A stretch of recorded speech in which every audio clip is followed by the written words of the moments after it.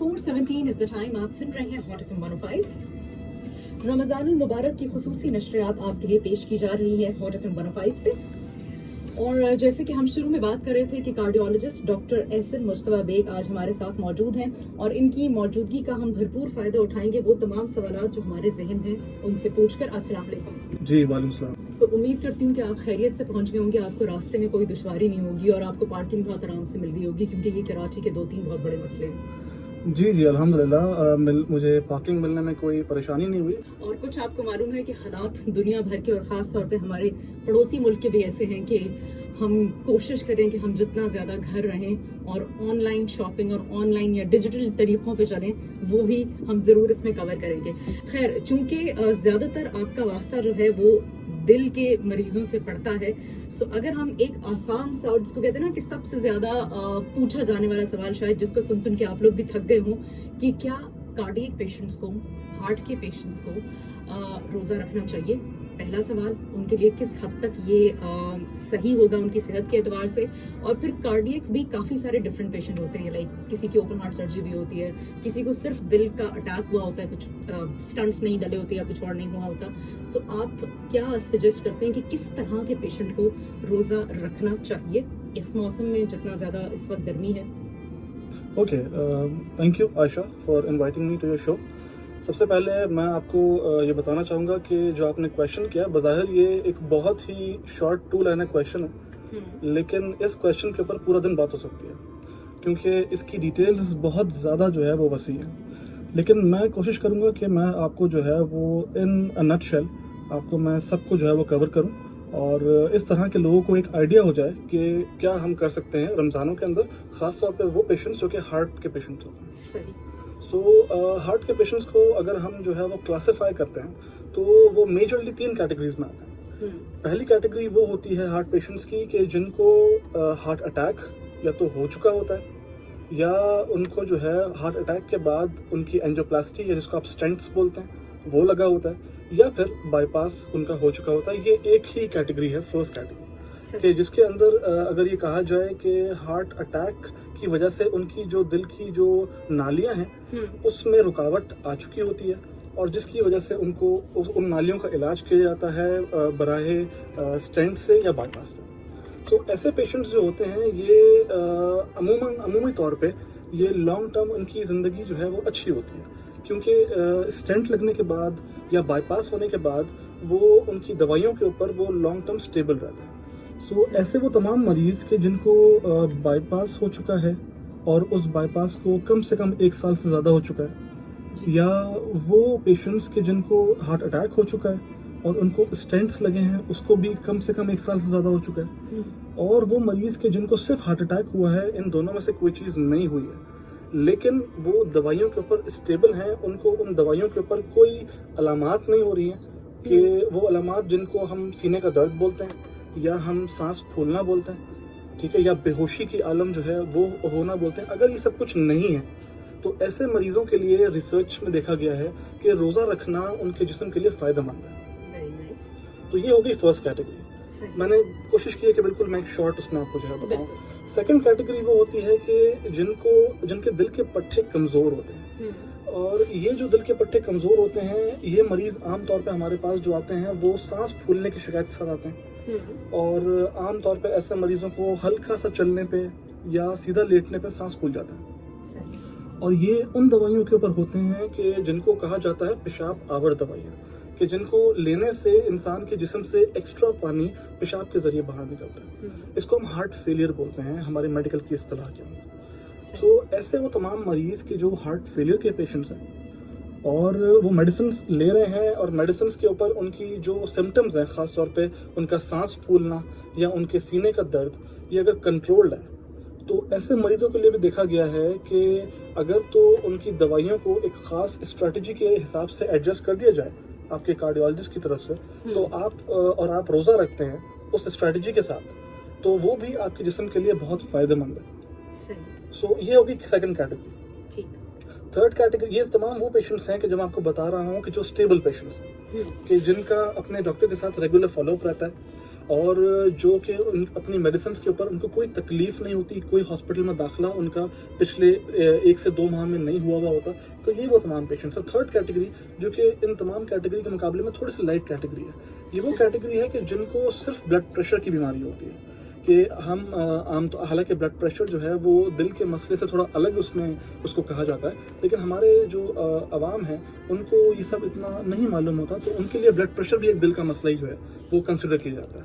تو blood pressure کے وہ مریض کے جن کا بلڈ پریشر کنٹرولڈ ہے, میڈیسنس کے اوپر کنٹرولڈ ہے, اور کم سے کم 2 دوائیوں سے کم پہ کنٹرولڈ ہے, 2 میڈیسن سے کم پہ کنٹرول ہے, تو وہ لوگ بھی روزے کو سیفلی رکھ سکتے ہیں, لیکن اپنے ڈاکٹر سے رجوع کر کے اور اپنی دوائیوں کو ایک خاص ٹائم کے اوپر اس کو ایڈجسٹ کر کے, کیونکہ وہ دوائیاں ایسی ہوتی ہیں کہ اگر تو اس کو آپ خاص طور پہ سحری کے بعد لیں وہ دوائیاں, کیونکہ سحری کے بعد ویسے بھی ہمارا جو ہے وہ جو انٹیک ہے جو ہمارا وہ بند ہو چکا ہوتا ہے, ہم نہیں لے پاتے. تو اگر تو اس دوائی کے یہ اثر کی وجہ سے بلڈ پریشر آپ کا لو ہوتا ہے, تو پھر آپ اس کو کور کرنے کے لیے کچھ اور آپ نہ لے سکتے ہیں روزے کی حالت میں, تو آپ کو اور نکاہت اور لیتھارجی جو ہے وہ ہو جاتی ہے.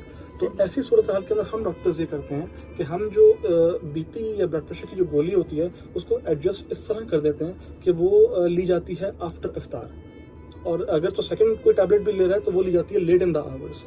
سو یہ ہر پیشنٹ الگ پیشنٹ ہوتا ہے, اور ہر پیشنٹ کو اپنے جو کارڈیالوجسٹ ہیں ان سے روزہ رکھنے سے پہلے رجوع کرنا چاہیے. ٹھیک ہے, میں نے آپ کو اس ایک جنرل رول جو ہے وہ ساری چیزیں بتائی ہیں, آئی ہوپ کہ سمجھ میں آیا ہوگا. بالکل. اچھا, ایک اور چیز, ایسی کیا کنڈیشن ہو جس میں لوگوں کو یا گھر والوں کو یہ پتا چلتا ہے کہ جی اس بندے کو ہارٹ اٹیک آیا ہے اور اسے فوری طور پر ہاسپٹل لے جانا چاہیے, کیونکہ لیفٹ آرم میں درد ہونا یا اکثر لوگ کہتے ہیں جبڑوں میں درد ہونا, یہ ایک عام روٹین میں بھی ہوتا ہے. کبھی آپ زیادہ ایگزرشن کر لیتے ہیں, کوئی وزن اٹھا لیتے ہیں تو بھی آپ کے لیفٹ آرم میں درد ہو جاتا ہے, اور جبڑوں میں کبھی بھی آپ کو زیادہ پروٹین والی چیزیں یا مرغن کھانے سے بھی ہو جاتا ہے. سو یہ وہ 2-3 چیزیں ہوتی ہیں جو کہی جاتی ہیں کہ جی علامات ہوتے ہیں ہارٹ اٹیک آنے کے.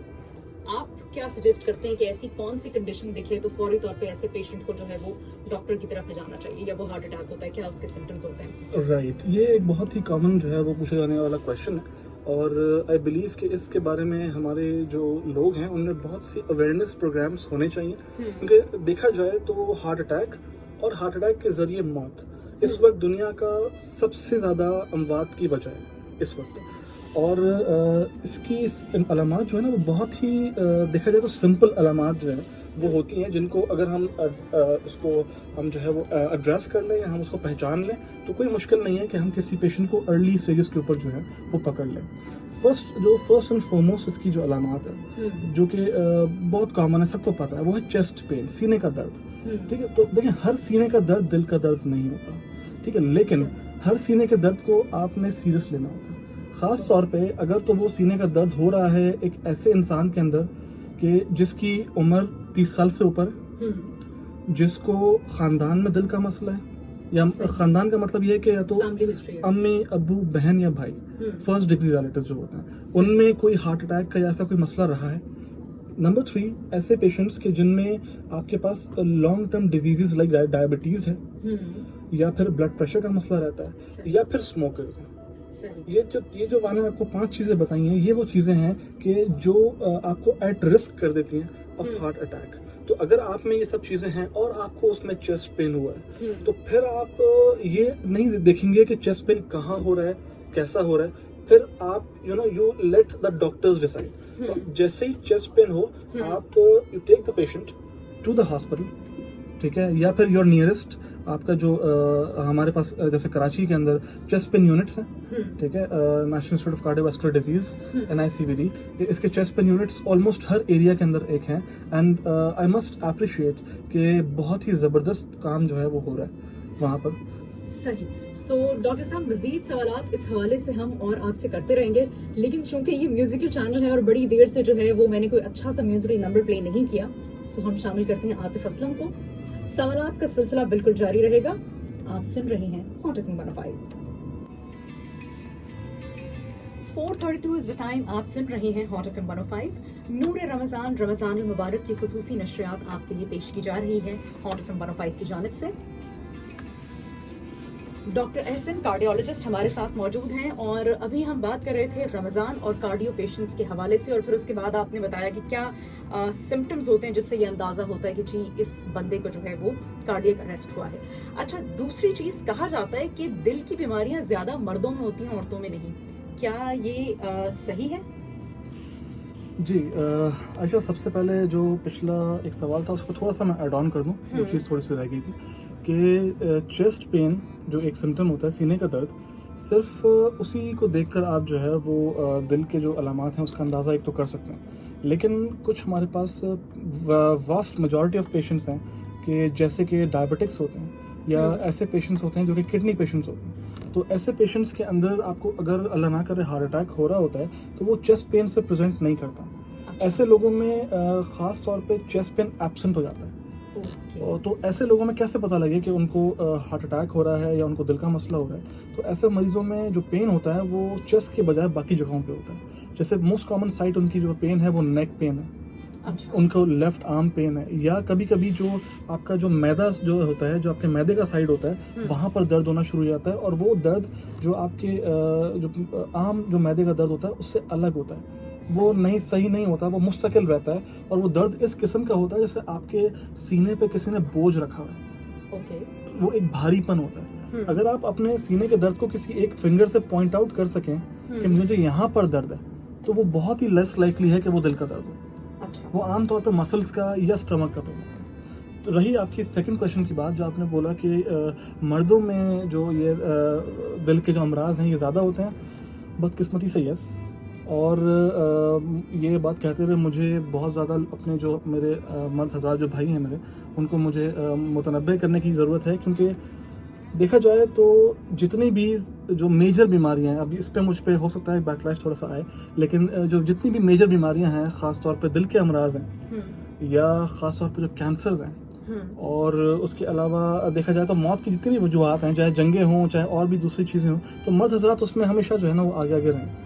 ٹھیک ہے, تو یس اپارٹ فرام دیٹ دل کے امراض کے اندر بھی جو مرد حضرات ہیں ان کی ایک پریولنس دیکھی گئی ہے. اور وہ پریولنس اس طرح سے ہے کہ ایک میل جینڈر جو ہے وہ بذات خود ایک رسک فیکٹر ہے آف ہارٹ ڈیزیزز. کہ اگر آپ مرد ہیں تو آپ کو فیمیل سے 30% آپ کا رسک ویسے ہی زیادہ ہے of getting a heart disease. اور پھر اس کے بعد if you are a smoker تو سونے پہ سہاگا, رائٹ. اور اس کے بعد اگر آپ کی فیملی کے اندر کوئی کولیسٹرول کے معاملات ہیں, کوئی آپ کی فیملی کے اندر جو ہے وہ لائک آپ کے اندر موٹاپا ہے, ٹھیک ہے, یا آپ کی جو لائف سٹائل ہے وہ بہت ہی زیادہ آرام پسند لائف سٹائل ہے, تو پھر آپ جو ہے نا وہ ماشاء اللہ بہت ہی زیادہ رسک پہ ہیں of getting a heart disease. اچھا, کیا ہارٹ اٹیک کی وجہ ڈپریشن, ٹینشن, بہت زیادہ عرصے تک کسی چیز کی انزائٹی, یا کوئی وہ کہتے ہیں نا حاسدانہ یا محبت میں ناکامی وغیرہ وغیرہ ٹائپ کی جو فیلنگز ہوتی ہیں, کیا یہ وجوہات بھی ہوتی ہیں؟ اگر میں یہ کہوں کہ نہیں یہ وجوہات نہیں ہوتی تو غلط ہوگا. کیونکہ یس ڈپریشن بذات خود ایک رسک فیکٹر ہوتا ہے.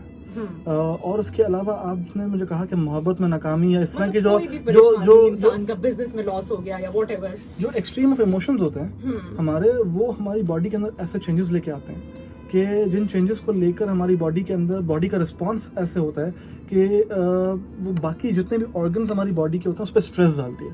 اس میں سب سے موسٹ کامن جو آپ کا آرگن ہے جس پہ اسٹریس ڈلتا ہے وہ آپ کا ہارٹ اور آپ کا برین ہے. ٹھیک ہے, تو اگر آپ کو مستقل اسٹریس رہ رہا ہے یا پھر اگر آپ کو جو ہے وہ ایکسٹریم آف ایموشنز آپ کے ہوئے ہیں, میں خاص طور پہ ذکر کرنا چاہوں گا یہ جو بروکن ہارٹ کا, ہمارے پاس ایک باقاعدہ ایک ڈیزیز ہوتی ہے, اس کو بولتے ہیں بروکن ہارٹ سنڈروم. اس میں ہوتا ہی یہ ہے کہ ایک extreme of emotions just like you know a break up اور سم تھنگ لائک دیٹ, تو وہ جب ہوتا ہے تو اس کی وجہ سے امیڈیٹلی ہارٹ اٹیک آپ کو ہو سکتا ہے. جو ہم لوگ موویز میں یا دوسروں میں دیکھتے ہیں کہ کوئی کسی کی ڈیتھ کی خبر سنی یا کسی کو جو ہے وہ دل کسی کا ٹوٹا اور اچانک سے وہ انہوں نے اپنا جو ہے نا وہ سینے پہ ہاتھ رکھا اور وہ جو ہے وہ اللہ کو پیارے ہو گئے. تو یس دس از این اینٹی, یہ بھی موجود ہے میڈیکل کی اس میں ٹرمنالوجیز میں. صحیح. اچھا, ایک اور چیز, آج سے اگر ہم 15-20 سال پہلے چلے جائیں تو ہم صرف یہی سنتے تھے کہ جی فلاں شخص کو دل کی بیماری ہے تو اس کا حل صرف یہ کہ جی اس کی اوپن ہارٹ سرجری ہوگی, وہ مطلب وہ کاٹیں گے اس کے سینے کو اور دل نکلے گا, اور ایک جو شاید ایک وین ٹانگ میں سے لے کے نکالتے ہیں یا پتہ نہیں کیا کرتے ہیں. بٹ اس کے بعد جیسے جیسے وقت اور ایڈوانسمنٹ اور ٹیکنالوجی آتی جاتی ہے اس چیز کو ریپلیس بہت حد تک اسٹنٹ نے یا اینجیوپلاسٹی نے کیا. سو آپ کو کیا لگتا ہے کہ اب کتنے حد تک کیسز جو ہیں وہ اوپن ہارٹ سرجری کے بغیر ٹریٹ ہو جاتے ہیں, اور کیا وہاں پر کیا کہنا چاہیے, زندہ رہنے کا یا لیونگ اسٹینڈرڈ بہتر ہونے کا ایلیمنٹ ہوتا ہے؟ Well it's a very good question. اور دیکھا جائے تو جتنی ایڈوانسمنٹ ہماری میڈیکل سائنسز میں ہوئی ہے تو اس کو لے کر سب سے زیادہ ایڈوانسمنٹ اگر میں یہ کہا جائے کہ آپ کی لائف, آپ کی زندگی کی کوالٹی بہتر بنانے میں, آپ کی جان بچانے میں جو ہمارے اینجیوپلاسٹی یا اسٹینٹس نے ادا کیا یہ رول, یہ تو غلط نہیں ہوگا. پہلے زمانے میں یا اگر یہ کہا جائے کہ 50 ایئرز بیک یا 40 ایئرز بیک جب بھی کسی کو ہارٹ اٹیک ہوتا تھا تو عام طور کے اوپر, جس کو ہم میجر ہارٹ اٹیک بولتے ہیں, تو عام طور کے اوپر جب میجر ہارٹ اٹیک ہوتا ہے تو اس کے اندر آپ کو جو ہے نا وہ خون پتلا کرنے کی ایک دوائی ہوتی ہے, وہ دی جاتی ہے جو زبان کے نیچے پائی جاتی ہے. وہ تو اس وقت کے لیے ٹیبلٹ ہوتی ہے, لیکن اس کے علاوہ جو آپ کا ہارٹ اٹیک ہے اس کو بریک کرنے کے لیے ایک خون پتلا کرنے کی دوائی جو ہے وہ دی جاتی تھی تھرو یور وینس, ٹھیک ہے, جس کو ہم کہا جائے گا تھرومبولیٹکس بولتے ہیں. تو اس سے یہ ہوتا تھا کہ جسم میں جہاں کہیں بھی آپ کی جو رکاوٹیں ہیں وہ سب کھل جاتی تھیں. سب سے میجر سائیڈ افیکٹ اس کا جو ہوتا تھا وہ ہوتا تھا کہ ایسے مریضوں کو موسٹ کامنلی فالج ہو جاتا تھا ایز اے سائیڈ افیکٹ, ٹھیک ہے, کیونکہ وہ جو دوائی ہے وہ جسم کے ہر شریان پہ اثر کر رہی ہوتی تھی. تو خیر اس کے بہت سائیڈ افیکٹس ہیں, لیکن آج کل کے دور میں اگر دیکھا جائے جیسی ایڈوانسمنٹس ہوئی ہیں ہمارے میڈیکل سائنسز کے اندر, تو اب ہمارے پاس ایک ایسی ٹیکنالوجی ہے کہ جس ٹیکنالوجی کے تھرو بنا پیشنٹس کو کاٹے پیٹے, بنا اس کا ہارٹ اوپن سینہ اوپن کیے, بنا اس کو بے ہوش کیے, ہم جو ہے وہ صرف آپ کے جس طرح ایک کینولا لگتا ہے آپ کے ہاتھ میں, ویسے ایک کینولا آپ کے ہاتھ میں لگے یا آپ کے پاؤں میں لگے, اور وہیں سے ہی ہم جو ہے وہ کیمرہ لے کر اور جو باقی جو جتنی بھی وائرز ہیں وہ لے کر آپ کے ہارٹ تک پہنچتے ہیں, اور وہاں جا کے ایگزیکٹلی پن پوائنٹ جہاں پر آپ کی رکاوٹ آپ کی نالیوں میں آئی ہے جس کی وجہ سے آپ کو ہارٹ اٹیک ہوا ہے, اس کو جا کے ہم ایک تو سب سے پہلے اس کو سک کر کے نکال لیتے ہیں, اور پھر وہاں پر ایک جو کہا جائے تو لوہے کا ایکسٹینٹ جو ہے وہ ہم پلیس کر دیتے ہیں, جس سے وہ جو آپ کی نالی ہے جو بند ہوئی تھی وہ مستقل کھل جاتی ہے. اس کو ہم بولتے ہیں اسٹینٹ کا ڈالنا. اور یہ اگر کہا جائے کہ بائی پاس کے بالکل برابر اس کا اثر ہے تو غلط نہیں ہوگا. اس کا بہت زبردست ریزلٹس ہیں, اس کی آپ کی جو کوالٹی آف لائف ہے اس کو بہتر کرنے میں اس کا بہت بڑا ہاتھ ہے. سو اگر یہ کہا جائے it's a major advancement in heart attack and its treatment, so yes I would call it that. اور یہ کتنے عرصے تک ایوریج اگر دیکھا جائے لوگوں میں یہ اسٹنٹ صحیح چلتا ہے, اور مطلب پھر سے وہ رکاوٹ نہیں آتی اور زندگی اسی طرح روا دوا رہتی ہے اندازاً؟ اچھا دیکھیں, اس میں جو ہے وہ ہمارے پاس میجورٹی آف پیشنٹس اگر میں بات کروں, ٹھیک ہے, 80% یا 85% جو پیشنٹ ہیں, یا مطلب یہ کہ 100 میں سے صرف 80-85 جو مریض ہیں, اگر تو اسٹنٹ لگنے کے بعد جو کہ اس کی مخصوص دوائیں ہیں جو کہ اسٹنٹ لگنے کے بعد دی جاتی ہیں جو لائف لانگ چلتی ہیں, اگر تو وہ دوائیاں لینے میں بالکل کمپلائنٹ ہیں, وہ اپنی دوائیاں وقت پر لے رہے ہیں, وہ ریگولرلی اپنے ڈاکٹر سے فالو اپ کروا رہے ہیں, تو وہ اسٹینٹس جو ہیں وہ 10-10, 15-15, 20-20 سال بھی جو ہے وہ بنا کسی رکاوٹ کے چل جاتے ہیں, ٹھیک ہے. اچھا, اور یہ ایگزیکٹلی وہی ٹائم پیریڈ ہے جتنا ایک آپ کا جو بائی پاس ہے وہ جو ہے وہ چل جاتا ہے. لیکن اگر تو آپ اپنی دوائیوں کے معاملے میں لاپرواہ ہیں, پہلی بات, یا دوسری بات یہ کہ آپ نے اپنی جو دوسری بیماریاں ہیں اس کے کنٹرول کے لیے کچھ نہیں کیا. فار ایگزامپل آپ نے بائی پاس تو کروا لیا لیکن آپ کی شوگر کنٹرول نہیں ہے, یا آپ نے جو ہے آپریشن کروا لیا لیکن آپ اسموک بھی کر رہے ہیں, یا پھر آپ نے اپنی دوائیاں اپنی مرضی سے چینج کر لیں, کسی کے کہنے پہ بند کر دیں, تو اس سے ہوتا یہ ہے کہ جو اسٹینٹ جو کھلا رکھنے کے لیے دوائیاں استعمال کی جاتی ہیں جب وہ نہیں ہوتا تو وہ اسٹینٹ اتنا جلدی بھی بند ہو سکتے ہیں کہ 1 سال کے اندر بند ہو جاتے ہیں. اچھا, بالکل. اور کچھ کنڈیشنز ایسی ہوتی ہیں, مطلب یہ ایک نارمل پاپولیشن سے ہٹ کے میں بات کر رہا ہوں, کچھ کنڈیشنز ایسی ہوتی ہیں کہ جس کے اندر اسٹینٹ لگانے کے ود ان کچھ آورز وہ اسٹینٹ بند ہو جاتا ہے, رائٹ. تو یہ بہت ہی مخصوص, بہت ہی کم لوگوں میں ایسا ہوتا ہے, لیکن ایسا بھی ہو سکتا ہے. اس کا تعلق جو ہے وہ انسان کے اپنے باڈی کے کیمیکل سے ہوتا ہے, اور یہ کسی اور چیز سے نہیں ہوتا. صحیح. سو میجرلی اگر کہا جائے تو اسٹینٹ لگانے کے بعد you have a good life if you take all your medicines, اور آپ اپنی شوگر کو اچھا کنٹرول کریں, آپ اسموکنگ کو بالکل ترک کریں, اور دوسری بات یہ کہ آپ اپنی جو ڈاکٹر کی پرسکرپشن کے مطابق اپنی ورزش اور چہل قدمی کو, اپنی ایکٹیویٹی کو اچھا رکھیں, تو کوئی دو رائے نہیں کہ آپ کی جو زندگی ہے ہارٹ کے حوالے سے وہ بہت اچھی گزرنے والی ہے. زبردست. سو یہ تو کچھ سوالات کا سلسلہ ہے جو بالکل جاری رہے گا. ہم بڑھتے ہیں نیکسٹ میوزیکل نمبر کی طرف. 4:42 از دا ٹائم. آپ سن رہی ہیں ہاٹ ایف ایم 105. رمضان المبارک کی خصوصی نشریات نور رمضان آپ سن رہی ہیں ہاٹ ایف ایم 105 سے. کارڈیولوجسٹ ڈاکٹر احسن مجتبیٰ بیگ ہمارے ساتھ موجود ہیں جنہوں نے ہمیں بہت سی مفید باتیں بتائی. اور ڈاکٹر صاحب ویسے وہ کہتے ہیں نا کہ ڈاکٹر صاحبان سے وقت لینا اور ان سے دوا اور ٹریٹمنٹ سے ہٹ کے وہ جو دوسرے طرح کے مشورے لینا ہوتا ہے وہ بڑا مشکل کام ہوتا ہے. کیونکہ مجھے نہیں پتا آپ اس بات کو کتنا انڈورس کریں کہ آبادی زیادہ ہوتی جا رہی ہے اور اس میں شاید جو بچپن میں ہم سنا کرتے تھے نا کہ ڈاکٹر انجینئر بننے کا بڑا ٹرینڈ ہوتا تھا, اب انہی دو پروفیشنز کا ٹرینڈ تھوڑا کم ہوتا جا رہا ہے. سو شاید مجھے ایگزیکٹ ریشو نہیں پتا, لیکن پتہ نہیں کتنے لوگوں کے اوپر ایک ڈاکٹر جو ہے ایک صحیح ریشو ہوتا ہے جو ہمارے ملک میں میرا نہیں خیال کہ اس بیلنس طریقے سے لیں. اینی ویز آپ نے ہمیں کارڈیو کے حوالے سے کافی ساری چیزیں بتائیں. ایک اور بات جو میں نے آپ کے حوالے سے جو میں نے سنی کہ آپ کا سکسیس ریٹ جو ہے وہ کووڈ کے پیشنٹس کے ساتھ بہت اچھا رہا, اور انفارچونیٹلی جو میں نے شروع میں بھی کہا کہ ہمارا پڑوسی ملک بھی اس وقت جو ہے وہ بہت زیادہ اس کی لپیٹ میں ہے. ہمارے اپنے ہاں ایک دم سے ڈراسٹکلی جو ہے وہ نمبرز بہت بڑھ گئے ہیں. خدا نہ خواستہ اگر کسی شخص کو گھر میں یہ علامات محسوس ہوتی ہیں کہ کھانسی ہے, بخار ہے وغیرہ وغیرہ, تو وہ پیشنٹ جو کووڈ کا گھر پہ رکھا جا سکتا ہے اس کو کس طرح سے ٹریٹ کرنا چاہیے, آپ کیا مشورہ دیتے ہیں؟ رائٹ, تھینک یو عائشہ آپ نے بتانے کے لیے. دیکھیں سب سے پہلے میں یہ بات بتانا چاہوں گا آپ کو کہ I have been doing this, یہ جو آن لائن کنسلٹیشنز ہوتی ہیں لاسٹ ایئر لاک ڈاؤن سے, جب سے لاک ڈاؤن ہمارا لگا تھا مارچ کے اندر, اور تب سے لے کر اب تک الحمدللہ اراؤنڈ 20,000 to 25,000 پیشنٹس جو ہیں میں اب تک جو ہے وہ آن لائن ٹریٹ کر چکا ہوں, اور جس میں سے آپ کے ایٹ لیسٹ 4,000 پیشنٹ جو ہیں وہ کووڈ پیشنٹس ہیں. اور اللہ کا شکر ہے کہ اس میں سے 95% سکسیس ریٹ میرا جو ہے وہ ہے, اور یہ ساری آن لائن کی جو ہے نا یہ بات آپ کو بتا رہا ہوں. اچھا, ریگارڈنگ کووڈ ایک چیز ہمارے لیے جاننا بہت ضروری ہے. ہمارے لوگوں میں ایک غلط فہمی ہے کہ اگر کسی کو کووڈ پازیٹیو آ گیا ہے یا کسی کو کووڈ کی بیماری ہے تو ان کو لازمی سانس کا مسئلہ یا ان کو لازمی جو ہے وہ ایسی کوئی علامات ہوں گی کہ جس کی وجہ سے ان کو جو ہے وہ ہاسپٹل میں داخل کرانا ضروری ہوگا. ایسا نہیں ہے. اگر اکارڈنگ ٹو اسٹیٹسٹکس دیکھا جائے تو کووڈ بھی ایک طرح کا وائرل انفیکشن ہے. جیسے کہ ہماری جو پاپولیشن ہے خاص طور پہ پاکستان کے اندر, تو بچپن سے ہمیں کتنی دفعہ جو ہے وہ فلوز ہوتے رہتے ہیں اور وہ ہو کے ختم ہو جاتے ہیں. کووڈ اس حوالے سے تھوڑا ڈفرینٹ ہے کہ یہ تھوڑا اگریسو بہت جلدی ہوتا ہے. اور اگر میں ریشو کی بات کروں تو اگر 100 لوگوں میں کووڈ پازیٹیو آ رہا ہے تو ہمارے پاس according to the ratio around 15, اب آج کل جو ہے 15% جو پیشنٹ ہیں یہ وہ پیشنٹ ہیں کہ جو جا کر جن کو تھوڑا سا لنگ پرابلمس شروع ہوں گے, جن کے اندر لنگ افیکٹ ہوگا 100 میں سے 15, مطلب 85 جو پیشنٹس ہیں یہ وہ پیشنٹس ہیں کہ جن کو بخار ہوگا, نزلہ زکام ہوگا, کھانسی ہوگی, شاید جو ہے وہ سونگنے کی اور اس کے ٹیسٹ کی صلاحیت جائے, لیکن وہ اپنے ٹائم پہ واپس آ جائے گا. تو اس میں جو ہے نا وہ پینک کرنے کی ضرورت نہیں ہوتی.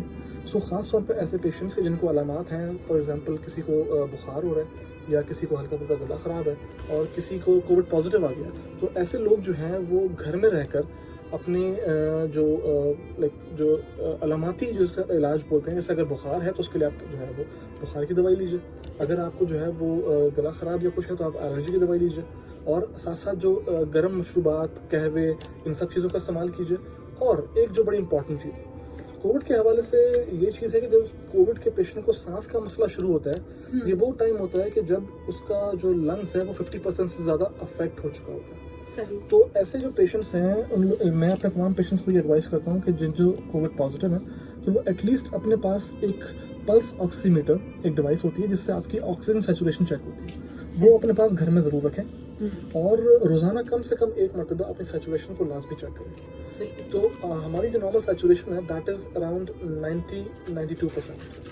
تو اگر ہماری سیچوریشن جو ہے وہ 90-92% سے کم آتی ہے ایک پیشنٹ کی جو کہ کووڈ کا پیشنٹ ہے, تو اس کو لازمی فوراً علاج کی ضرورت ہے, اس کو ہاسپٹلائز ہونے کی ضرورت ہے, اس کو آکسیجن کی ضرورت ہے. تو یہ وہ پیشنٹس ہیں جو کہ صرف 15% پیشنٹس ہوتے ہیں کہ جن کو اس کی ضرورت ہے. سو عام طور پہ میجورٹی اگر میں کہوں تو کووڈ کا اگر آپ کو پازیٹیو آ بھی گیا ہے اور آپ ٹریٹمنٹ لے رہے ہیں انڈر سپرویژن ایک ڈاکٹر کے آپ ٹریٹمنٹ لے رہے ہیں, تو گھبرانے کی کوئی بات نہیں ہے. ٹھیک ہے, آپ نے گھبرانا نہیں. آپ نے اپنے آپ کو جو ہے وہ بالکل ریلیکس رکھنا ہے اور اپنے آپ کو مانیٹر رکھنا ہے. یہ نہیں کہ چھوڑ دیا, آپ نے مانیٹر بھی کرتے رہنا ہے. لیکن اس اپنا سب سے امپورٹنٹ چیز ہے کہ آپ نے دماغی طور پہ اپنے آپ کو ریلیکس رکھنا ہے. اگر آپ دماغی طور پہ اپنے آپ کو ریلیکس رکھیں گے, آپ کی باڈی کے اندر وہ ہارمونز ریلیز ہوتے ہیں کہ جس کی وجہ سے آپ خود اچھا فیل کریں گے اور آپ کے اندر خود ایک امیونٹی پیدا ہوگی جو کہ کووڈ سے لڑنے میں آپ کو مدد دے سکتی ہے. صحیح. کوئی ایسا خاص میسج جو آپ سننے والوں کو دینا چاہیں, کیونکہ یہ کووڈ جو ہے اس نے صرف ہماری نہیں دنیا بھر میں خاصی ہلچل مچا دی ہے, اور سب سے زیادہ جس کو کہتے ہیں پریشان کن یا فکر کرنے والی بات یہ ہے کہ ہمیں بالکل نہیں پتا کہ اس ماسک سے اور اس سوشل ڈسٹینسنگ سے, اس کووڈ سے ہماری جان کب چھوٹے گی, اور جو دنیا بھر میں لوگ بڑے آسانی سے ٹریول کرتے تھے, ملتے جلتے تھے, ہم اس سلسلے میں واپس کب آئیں گے. سو ایسے میں آپ کیا سننے والوں کو ایڈوائز کرنا چاہتے ہیں, یا آپ کا ایکسپیرینس کیا کہتا ہے کہ کیا ایسی غلطی ہے جو ہم کر رہے ہیں, یا کیا ایسی چیز ہے جو ہمیں اڈاپٹ کرنا چاہیے کہ ٹھیک ہے سچویشن جو ہے اس کو میں یا آپ آرام سے نہیں بدل سکتے, مگر کچھ ایسی باتوں کا خیال رکھ سکتے ہیں جس سے ہم مزید اسٹرانگ ہو سکیں, یا جس سے ہم ان چیزوں کے رسک فیکٹر کو مینیمائز کر سکیں. رائٹ. دیکھیں, ایک چیز کو سمجھنے کی ضرورت ہے کہ فی الحال کووڈ کے ساتھ ہم نے رہنا ہے. فی الحال یہ کووڈ کہیں نہیں جا رہا, کیونکہ جس طرح سے فرسٹ آپ کی جو ویو ہے, پھر سیکنڈ ویو اور تھرڈ ویو, جتنی ڈیڈلی یہ ویوز ہو رہی ہیں, اور یہ اسی وجہ سے ہو رہی ہیں کہ ہم لوگوں نے پہلی ویو میں تو اس کو سیریس بالکل بھی نہیں لیا. بالکل. سیکنڈ ویو میں تھوڑا بہت سیریسنس ہمیں آئی, وہ ختم ہو گئی, ہم نے کہا چلیں اب تو یہ آئے گی نہیں. لیکن اب جو تھرڈ ویو آ رہی ہے, this is the most lethal view.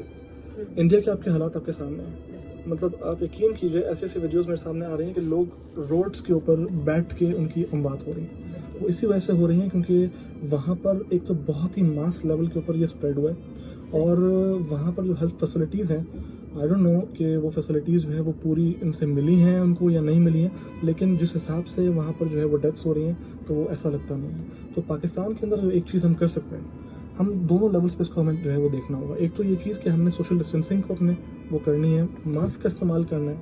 دوسری چیز یہ ویکسینیشن. خاص طور پہ ابھی بھی ہمارے پاس ایون ڈاکٹرس کمیونٹی کے اندر بھی اراؤنڈ 30 to 40% صرف ایسے ڈاکٹرس ہیں جنہوں نے ویکسینیشن کرائی ہے اپنی. باقیوں کو ویکسینیشن صحیح نہیں لگ رہی یا ان تک پہنچ نہیں رہی ہے؟ نہیں, وہ ابھی خود اس معاملے میں جو ہے نا وہ لاپرواہ ہوئے ہیں. ڈبل مائنڈڈ نہیں, لاپرواہ ہیں. اچھا. مطلب لگوانی سب کو ہے, لیکن وہ ابھی بھی لاپرواہ ہیں. لیکن یہ ہے کہ اب آہستہ آہستہ ان میں شعور آ رہا ہے اور وہ جا کے لگوا رہے ہیں ویکسینیشن. لیکن آئی وڈ ایڈوائز کہ آپ کی جو فیملی کے اندر ابو 50 پیشنٹس جو ہیں, 50 ایئرس سے اوپر کے جو پیشنٹس ہیں, سب کو ویکسین لازمی لگوائیے. ٹھیک ہے, یہ ویکسین کووڈ کو آپ کو ہونے سے نہیں بچائے گی, یہ بہت امپورٹنٹ بات ہے. لیکن اگر آپ کو ہو بھی جائے نا کووڈ, تو آپ کے اندر جو سیویئر ڈیزیز ہے کہ جس کے اندر آپ کے لنگز افیکٹ ہوتے ہیں, یا اللہ نہ کرے آپ وینٹیلیٹر پہ جا سکتے ہیں, وہ اس کو پریونٹ کرتی ہے. ٹھیک ہے, اور اس کے عموماً کوئی خاص سائڈ افیکٹس نہیں ہیں. جو بڑا ایک امپورٹنٹ جو کویشچن لوگوں کا ہوتا ہے کہ یہ لگوانے سے یہ ہو گیا, یہ لگوانے سے وہ ہو گیا, اٹس اے کلڈ ویکسین. اس کو لگوانے کے side effects are very minor. تو اس کو بنا جھجک آپ جو ہے وہ لگوائیے, اور خاص طور پہ لگوانے کے بعد پیشنٹ کو مانیٹر کیجیے. سو کوئی ایسا مسئلہ نہیں ہے. ویکسینیشن جب ہمارے پورے ماس پاپولیشن کو ہو جائے گی تو کبھی امید ہے کہ ان دا نیکسٹ 3 to 4 years ہم کچھ حد تک واپس بیک ٹو آر روٹین جو ہے وہ ہو جائیں. اچھا, کراچی میں, لاہور میں, اسلام آباد میں جو بڑے شہر ہیں, میں نے لوگوں سے سنا ہے کہ وہ ویکسینیشن کروا رہے ہیں. تمام لوگ نہیں, بٹ جتنے اس پر ٹرسٹ کر رہے ہیں, اس پر بلیو کر رہے ہیں, وہ کروا رہے ہیں. آپ کو لگتا ہے کہ کیا جو ہمارے فار فلنگ ایریاز ہیں, ریموٹ ایریاز ہیں, سندھ ہو گیا, بلوچستان ہو گیا, اور دوسرے ناردرن ایریاز وغیرہ, کیا وہاں تک ویکسینیشن پہنچی ہوئی ہے؟ کیا وہاں بھی لوگ لگوا رہے ہیں؟ یس, یو آر رائٹ کہ ابھی اس جو ریموٹ ایریاز ہیں ہمارے, جو رورل ایریاز ہیں, وہاں تک شاید ویکسینیشن اس لیول تک نہیں پہنچی ہے جتنی سٹیز میں پہنچی ہے. ٹھیک ہے, لیکن یہ ہے کہ وہاں بھی پہنچے گی. تو جہاں پر ویکسین نہیں پہنچ رہی ہے, وہاں پر at least what we can do, we can at least avoid جو لارج گیدرنگس, جس کی وجہ سے اگر کسی ایک کو کچھ تھوڑا بہت ہے علامات بھی, وہ باقیوں کو نہ پھیلائے, وہ اپنا ٹائم لے کے ختم ہو جائے جو کووڈ ہے. ٹھیک ہے, اور جو اربن ایریاز ہیں, ہمارے سٹیز ہیں, وہ ہم لوگ جو ہے وہ ویکسینیشنس کرا کے اپنے آپ کو ہم جو ہے وہ پروٹیکٹ کر لیں اس ڈیڈلی وائرس سے. ایک آخری سوال, کیونکہ اس کے بعد وقت ہمیں مزید اجازت نہیں دے گا, ہم نیوز بلیٹن کی طرف بڑھیں گے. کتنا ٹائم فریم آپ کو لگتا ہے کہ اگر کوئی کووڈ اس کو پتہ لگتا ہے کہ اس کو ہو گیا ہے, یا نہیں بھی پتہ, مطلب اس نے ٹیسٹ نہیں کرایا, سمٹمس اس کو محسوس ہو رہا ہے, تو وہ کتنے دن کا ٹیٹ ہے یا ٹینیور ہے جس میں اس کو اپنے آپ کو جو ہے وہ آئسولیشن میں رکھنا ہے, اور پھر اس کے بعد جو ہے وہ اس سے باہر نکل سکے Right, کووڈ سچویشن سے. I understand your question. دیکھیں اگر کسی کو میں نے آپ کو اس طرح بتایا کہ یہ وہ ان 85% میں ہے کہ جن کو مائنر سمٹمز ہوئے جن کو صرف فیور فلو ہلکا پھلکا کاف اور ویکنس جو ہے یہ ہوئی ہے تو ایسے لوگوں کو صرف 10 days کی آئسولیشن کرنی ہے. 10 days آئسولیشن اور پرووائڈیڈ کہ آپ کو ان 10 دنوں میں سے ایٹ لیسٹ لاسٹ کے 4 to 5 days فیور نہ آئے. مطلب آپ کو اگر یہ فرسٹ ڈے فیور ہوا ہے آپ نے آئسولیشن اختیار کر لی ہے 5 دن فیور رہا اس کے بعد ختم ہو گیا آپ کا فیور. ہلکی پھلکی کاف رہی ہلکا پھلکا گلا خراب رہا کمزوری رہی یہ علامات تو آپ کو 4 ہفتے تک رہ سکتی ہیں کووڈ کے بعد بھی. لیکن اگر آپ کا بخار ختم ہو گیا ہے اور یہ تمام چیزیں آپ کو ہیں تو 10 دن کے بعد آپ کی آئسولیشن ختم ہو جاتی ہے. لیکن اگر وہ پیشنٹس کے جن کے اندر اللہ نہ کرے لنگ افیکٹ ہو جائے جن کو سانس کا مسئلہ شروع ہو جائے تو ان کو تو ڈیفینیٹلی جا کے ہاسپٹل میں ایڈمٹ اور پھر ان کے لیے تو کہانی تھوڑی سی زیادہ جو ہے نا وہ اور لنگ افیکٹ ہونے کا جو سمپٹم ہے وہ یہ ہے کہ آپ کو سانس لینے میں مسئلہ ہوگا. میں نے جس طرح بتایا کہ کووڈ کے اندر ایک جو چیز ہے جس کو ہم ہیپی ہائپوکسیا بولتے ہیں کہ پیشنٹ از ہیپی لیکن اس کے اندر آکسیجن کی کمی ہو رہی ہوتی ہے اس کو پتہ نہیں چلتا. تو اسی لیے وہ تمام پیشنٹس جن کو کووڈ ہوتا ہے وہ ایٹ لیسٹ اپنی سیچوریشن ڈیلی چیک کریں اور اگر تو سیچوریشن آپ کی 92 سے کم آتی ہے تو فوراً اپنے ڈاکٹر سے رجوع کریں کیونکہ اس میں جب تک سیچوریشن آپ کی 70s اور 60s میں نہیں چلی جاتی تب تک آپ کو پتہ نہیں چلتا. صحیح. Thank you so much doctor Ahsan, آپ کا بےحد شکریہ کہ آپ نے وقت نکالا اور ان حالات میں رمضان میں گرمی میں کووڈ کی سچویشن میں آپ آئے اور آپ نے ہم سے اتنی انفارمیشن جو ہے وہ شیئر کی. Thank you so much for your time. Thank you for having me.